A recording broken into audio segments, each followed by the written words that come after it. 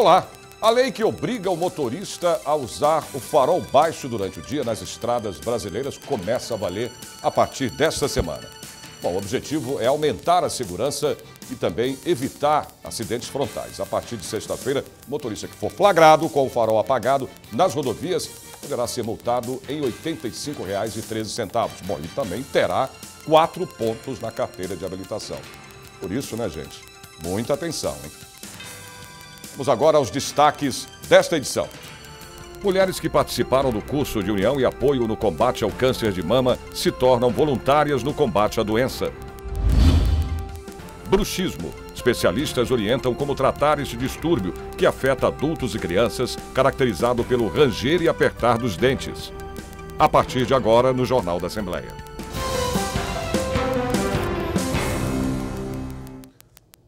Mulheres que participaram do curso da União e apoio ao câncer de mama receberam o certificado e estão preparadas para levar esperança e orientação para outras vítimas da doença. Essas mulheres serão em breve futuras multiplicadoras da luta contra o câncer no estado de São Paulo. Elas fazem parte de um seleto grupo de voluntárias da UNACAM, União e Apoio no Combate ao Câncer de Mama. Elas vão levar para mais de 70 cidades a esperança de vencer a dura batalha contra uma doença implacável, que se multiplica à razão de 600 mil novos casos por ano no Brasil, segundo números do INCA, o Instituto Nacional do Câncer. Ana Maria, com um sorriso largo, faz parte desta estatística. Todo o tratamento que a gente teve durante o curso foi muito carinhoso. Eu também tive a oportunidade de aprender muitas coisas sobre o meu tratamento, sobre o que fazer com o meu tratamento e poder melhorá-lo, e também poder ajudar as pessoas depois que eu estiver curada. Ana Maria coloca a peruca e a vida segue. Para ela, o mundo não acabou com a descoberta da doença. O mesmo serve para Rosana, que, desempregada, encarou de frente o câncer por 2 vezes. Baseada nisso tudo de sofrimento e ver muitas pessoas no hospital desanimadas, então eu falei, não pode ser assim. Então eu conheci um grupo já 5 anos atrás, que eu comecei a fazer parte deles e fazia diferença para mim. Então quando eu retomei agora, que eu me afastei definitivo do trabalho, então eu falei, não, eu quero também ajudar e dar apoio a essas mulheres que um dia me fizeram ter força para continuar. Os relatos se repetem. A ajuda mútua do grupo faz parte do tratamento, segundo as pacientes. Se aprende, vai agregando valores, a gente pode ajudar as companheiras que estão em tratamento. É muito bom. Foi muito útil o curso aqui da UNACAM. Esta é a 20ª edição do curso da UNACAM, que começou as atividades em agosto de 2001 com o propósito de trazer qualidade de vida para os pacientes. A gente tenta, de alguma forma, encaminhar para os lugares certos, onde elas vão ter esse atendimento imediato. Mas o triste é isso, é você ter o conhecimento e você não... Mas, de certa maneira, a hora que você tem o conhecimento, você sabe o que é, também desmistifica, né? Porque câncer é uma doença que é muito ainda aquela doença, né? Não, as pessoas... Tem muita gente sarando, sendo curada do câncer. Né? Que pessoas que vivem com câncer e morrem de outras doenças, morrem do coração, morrem de outras doenças. Então é preciso também desmistificar isso, né? O câncer tem cura. Por ter descoberto o câncer precocemente, Noeli virou voluntária e hoje prega a prevenção como bandeira de luta da UNACAM. Com esse curso, nós agora podemos estender esse conhecimento, conscientizar as mulheres pela necessidade de se cuidar, de ficar mais atenta com a sua saúde, né? Porque prevenção é tudo. Prevenção é tudo. Ao receberem os certificados, as voluntárias vão buscar novos desafios e Neide quer expandir o aprendizado para o Nordeste do país. Lá necessita dessa autoestima para todas as mulheres que tiveram câncer de mama. A prevenção é muito importante. Se você descobrir que o câncer tem 1 centímetro e menos de 1, você é curada. não precisa ficar desesperada e não precisa ter medo, porque hoje está muito adiantada a medicina, né? Bom, em época de crise, gastar pouco é a melhor maneira de economizar, principalmente numa época de férias escolares, né? Quando muitas famílias aproveitam o período para viajar com os filhos, né? Eu vou conversar agora ao vivo com a repórter Priscila Silvério, que vai trazer dicas para a gente aqui de como economizar, né, nessas férias. Olá, Priscila.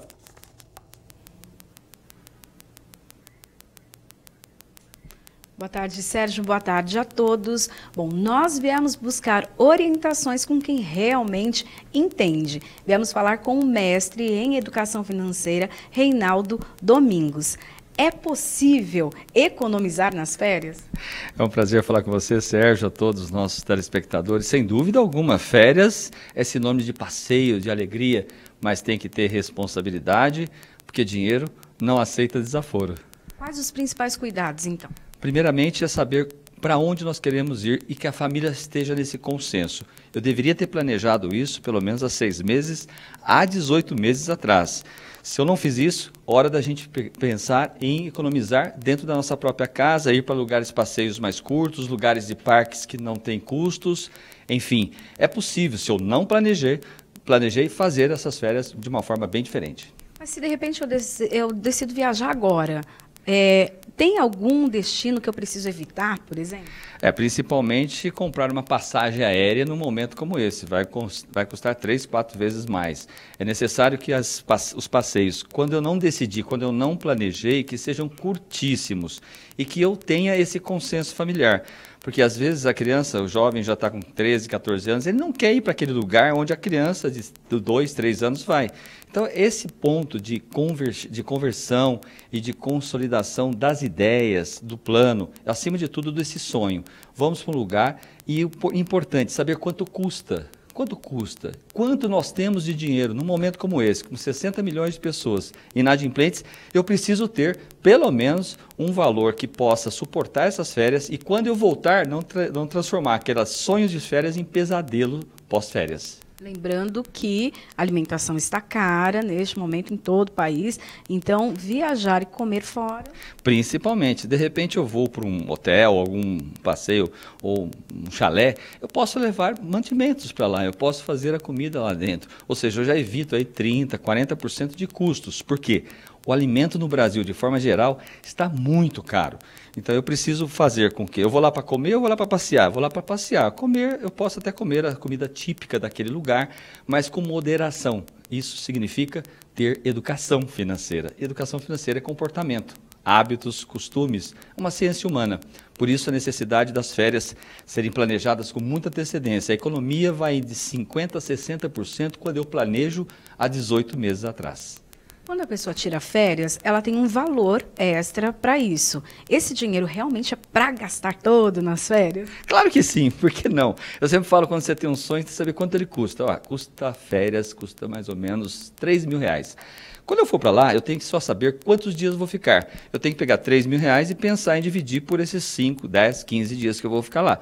É importante saber que eu tenho uns 15 dias para ficar. Senão eu gasto tudo nos primeiros 5, eu tenho que voltar, porque ou vou estourar meu cartão de crédito. Aí, aquele pesadelo, que é o sonho das férias, vai se tornar realmente um grande pesadelo lá atrás, lá na frente. Ok, muito obrigada. Bom, dicas valiosas, mas daqui a pouquinho a gente volta com mais dicas, mais orientações para que você tenha realmente férias que sejam boas, com boas lembranças e não depois amargas por conta dos gastos. Sérgio? É verdade, viu, Priscila? Principalmente na crise, né, que o país está enfrentando. Quanto mais você puder economizar, mesmo que gaste um pouco a mais nas férias, é importante.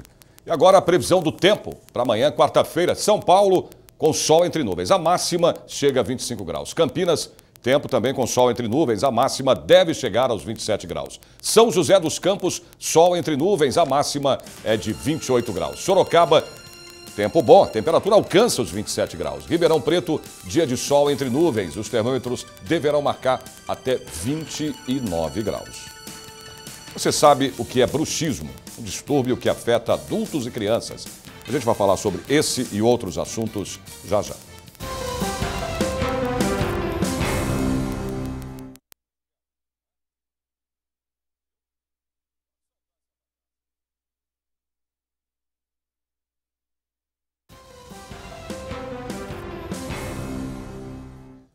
O bruxismo, caracterizado pelo apertar e também o ranger dos dentes, tem crescido na sociedade moderna. Especialistas falaram sobre a doença no programa Em Discussão Especial.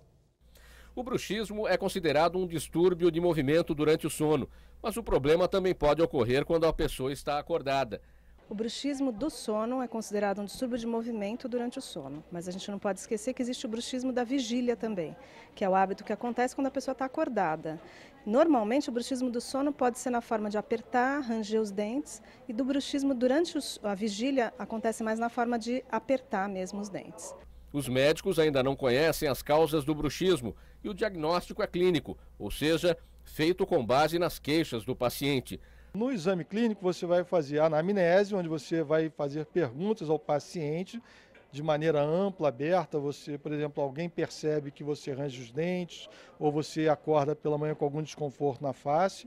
Em seguida você vai ter o exame clínico, propriamente dito, onde você pode observar algum tipo de desgaste dentário, fraturas dentárias, ou você pode palpar a musculatura e as articulações para ver se evoca algum desconforto relacionado.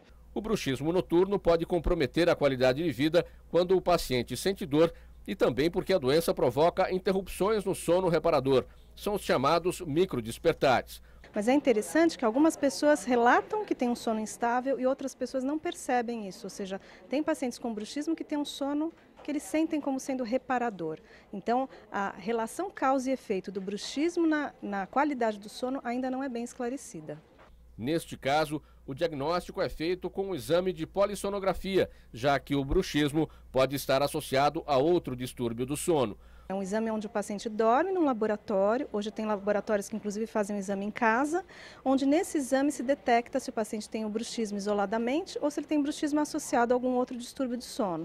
E aí sim, o médico que faz a leitura desse exame vai poder saber se aquela instabilidade do sono é em decorrência somente do bruxismo ou se está associado a alguma outra situação. O uso de placas entre os dentes ajuda a reduzir o atrito, amenizando os sintomas e evitando problemas ósseos e na gengiva. Especialistas destacam que há casos em que o bruxismo não necessariamente provoca dor e nem leva ao desgaste dos dentes. A própria definição de bruxismo hoje em dia, ela menciona que você pode ter desgaste, contato dentário ou não. Você pode ter um apertamento da mandíbula contra a maxila, você pode ter uma protusão, jogar o queixo para frente sem necessariamente ter contato dentário. Então sim, você pode ter bruxismo sem contato dentário, sem desgaste dentário. Mas de maneira geral, a inferência que geralmente é feita é que você tem desgaste dentário e esse desgaste dentário foi causado pelo bruxismo. O bruxismo afeta 15% das crianças e aumenta na população infantil durante o inverno devido à presença de doenças respiratórias. Algumas dicas que podem ser observadas é o padrão respiratório, alergias, presença de obstrução de via aérea superior. Então avaliar nessa paciente pediátrico ou infanto-juvenil como é que está a qualidade da respiração, avaliar como é que está a condição de vida diária dela, fatores estressores de vida diária, parecem que sim, que podem contribuir para uma qualidade de sono ruim e levar eventualmente ao bruxismo. Bom, eu vou chamar mais uma vez a repórter Priscila Silvério, que está ao vivo para falar para a gente como, curtir essas férias gastando pouco. Mais dicas aí, Priscila? Isso mesmo, Sérgio. Bom, o DISOP é uma organização que tem o objetivo de disseminar a importância da educação financeira. E aqui, amanhã, a partir das 7h30 da noite, vai haver uma palestra com o tema Como curtir as férias gastando pouco. Tema muito propício para esse momento e muito importante também. A gente continua com o mestre em Educação Financeira, Reinaldo Domingos. Eu queria que você falasse da importância, então, de participar de palestras como essa, de ter conhecimento, para, então, não entrar em dívidas. A primeira grande missão das pessoas é buscar pelo conhecimento, pelo ensinamento. A DISOP tem como missão disseminar essa condição da pessoa sair do endividamento, por exemplo. Ela vem falar sobre férias, mas tem muita gente que está endividada e não tem como fazer as suas férias. Mas tem sim, sempre tem um caminho viu, Sérgio? É importante que a gente sempre fique atento, que as pessoas às vezes falam assim, mas Reinaldo, eu estou no fundo do poço, eu posso sair dessa situação? Pode. Essas férias, exatamente, essas palestras que nós temos é exatamente para isso. Não só falar das férias, mas falar da situação financeira. Eu posso estar endividado, equilibrado, ou eu sou investidor. Qualquer que seja a minha situação financeira, eu posso sair dos meus problemas e curtir umas férias muito diferentes daquelas que eu curti nos últimos anos. As palestras são gratuitas, acontecem uma vez por mês. Quais os outros temas? Ah, tem vários. Eu fiz até uma colinha aqui, viu, Sérgio? Gestão de pessoas e lucratividade empresarial, como ter uma gestão escolar, os donos de escolas, como empreender com equilíbrio financeiro. Aliás, os consultores, os MEIs, são mais de 6 milhões de microempreendedor individual, tem aqui orientações para eles também. Ter dinheiro não tem segredo para jovens e também para casais. Como comprar com consciência, enfim, como sair das dívidas, como alcançar a independência financeira. Isso mesmo, Sérgio, independência financeira, trabalhar só por prazer, não por necessidade. Esse é o nosso pleito, ou seja, levar a educação financeira de forma gratuita para toda a nossa sociedade. Okay, muito obrigada. Bom, o DSOP fica na Avenida Paulista, 726, no 13º andar, onde acontecem as palestras. Para inscrições, cursos@dsop.com.br ou pelo telefone 3660-5400. Sérgio. A Priscila fala para o Reinaldo aí que eu vou aproveitar, viu, todas essas dicas aí que ele deu para a gente aqui no Jornal da Assembleia para curtir mais essas férias de julho agora, gastando menos, né? Mais previsão do tempo para amanhã, quarta-feira, em outras cidades do interior e também do litoral do estado. Santos, sol ao amanhecer, com possibilidade de nuvens na parte da tarde. A máxima chega aos 25 graus. São José do Rio Preto, dia de sol entre nuvens, máxima prevista chega a 28 graus. Mogi das Cruzes, tempo bom com sol entre nuvens. Temperatura deve chegar aos 24 graus. Piracicaba, sol entre nuvens também. Os termômetros devem bater os 28 graus. Mães e crianças com intolerância à proteína do leite de vaca sofrem com a falta do produto em pó em postos de saúde. Você vai saber disso em instantes. Até já.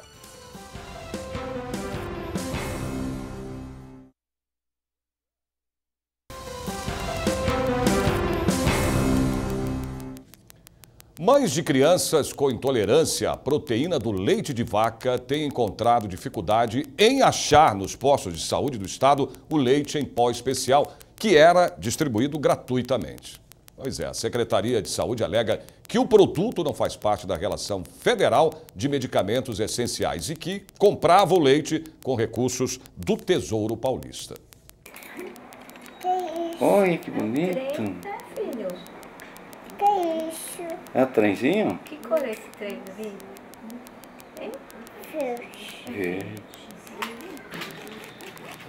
Davi é um garotinho muito esperto, adora carros e fala bastante. A chegada dele foi muito esperada pelos pais, mas ele deu um susto na família. Quando Davi tinha 4 meses, Adriana percebeu que ele tinha alergia à proteína do leite de vaca. Adriana, como foi? O que ele tinha? Quais eram os sintomas? Então, né, o Davi, desde que ele nasceu, na verdade, com 2 semanas de vida, ele tinha dificuldade para mamar, né? Eu amamentava, ele tomava só o leite materno, mas ele chorava muito para mamar, né? Ele recusava o peito, então mesmo às vezes horas sem mamar, ele parecia que não tinha fome. E aí, obviamente, né, parou de ganhar peso, tudo isso. Chorava muito, dormia mal, que era tudo sintoma de refluxo.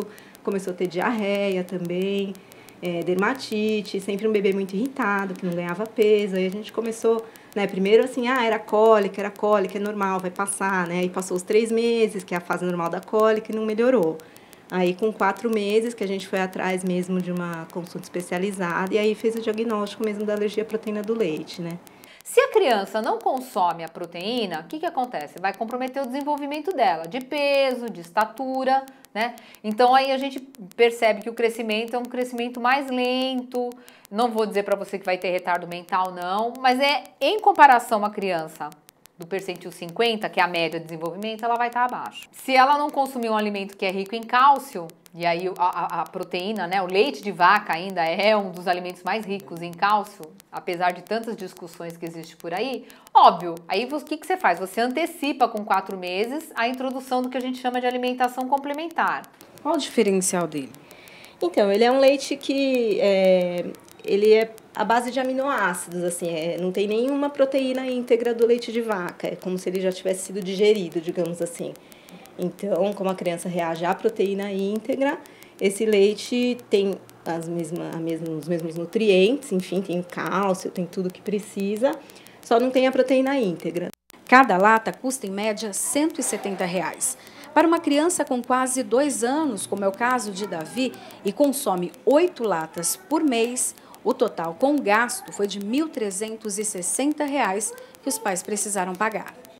Em nota, a Secretaria Estadual de Saúde de São Paulo informou que desde 2007 distribui de forma totalmente voluntária 3 fórmulas de nutrição para pacientes com alergia à proteína do leite. Nenhuma delas faz parte da Relação Nacional de Medicamentos definida pelo Ministério da Saúde. O governo paulista utiliza recursos próprios do Tesouro para oferecer os produtos. Eu acho que deveria ser igual, por exemplo, um remédio de hipertensão, um remédio para diabetes, que se a pessoa não toma, ela tem prejuízos para a saúde que todo mundo conhece. O leite, para quem é alérgico, é a mesma coisa. Então, não acho que é uma coisa que tem que ter um atendimento especial. Eu acho que tem que ser disponível sempre. O projeto de lei 67 de 2016, de autoria do deputado Jorge Wilson, do PRB, quer tornar obrigatória, gratuita e contínua pela Rede Pública de Saúde do Estado de São Paulo a distribuição de leite para crianças com até 2 anos que tenham intolerância à lactose e alergia à proteína do leite de vaca. Eu acho que é uma prioridade, né? Tem que ser, porque é a alimentação de um bebê, né? É uma coisa que... É o que eu falei, não dá para voltar atrás o que eles perdem com isso, né?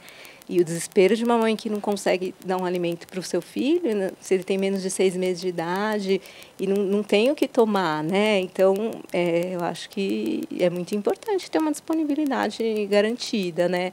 E não essa coisa de ser poucos lugares, contando... com essa possibilidade que muitas vezes falta, né, normalmente no final do ano. Então, parece que você precisa fazer uma coisa especial para ter uma coisa que é prioritária, né? Previsão do tempo para amanhã, quarta-feira, em outras cidades do interior do estado. Franca, com sol entre nuvens. A máxima chega aos 26 graus. Bauru, tempo bom, muitas nuvens na parte da tarde. A temperatura máxima chega aos 28 graus. Limeira, tempo com sol entre nuvens, a máxima chega aos 29 graus. Marília, tempo com sol entre nuvens, a máxima chega a 27 graus. O Jornal da Assembleia de hoje termina aqui, mas você pode acompanhar toda a programação da TV Assembleia SP através do portal, que é o al.sp.gov.br. A gente se vê de novo amanhã a partir do meio-dia. Até lá.